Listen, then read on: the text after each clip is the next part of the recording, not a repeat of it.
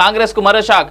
Nomination ఉపసంహరించుకొని బీజేపీలో చేరిన indoor అభ్యర్థి అక్షయ్ బమ్ తప్పుకున్న ఇండిపెండెంట్ ఇక సీటు బీజేపీదే. ఆల్రెడీ మొన్ననే ఒకసారి చూసిన మొన్ననే సూరత్ అనుకుంటా కదా first seat BJP already.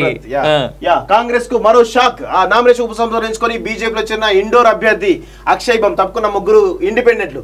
Lok Sabha ఎన్నికల చరిత్రలో ఎన్నడూ లేని విధంగా ఈసారి తక్కువ స్థానంలో పోటీ చేసిన కాంగ్రెస్ కు వరుస షాక్లు తగులుతున్నాయి. మధ్యప్రదేశ్ లోని ఇండోర్ కాంగ్రెస్ అభ్యర్థి అక్షయ్ కాంతి బమ్ చివరి నిమిషంలో తన నామినేషన్ ఉపసంహరించుకొని బీజేపీలో చేరారు. అక్షయ్ బమ్ తో పాటు మరో ముగ్గురు అభ్యర్థులు కూడా తమ నామినేషన్ ఉపసంహరించుకున్నారని జిల్లా కలెక్టర్ ఆశీష్ సింగ్ మీడియాకు తెలిపారు. మే 13న ఈ నియోజకవర్గంలో పోలింగ్ జరగాల్సి ఉంది.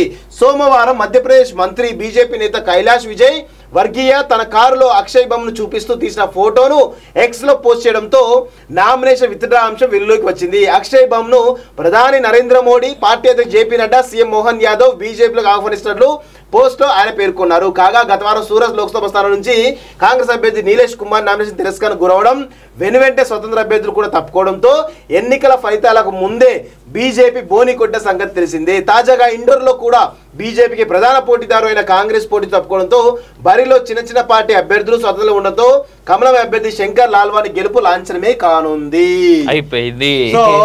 కాంగ్రెస్ పార్టీ పోటీ చేసేదే తక్కువ స్థానాల్లో.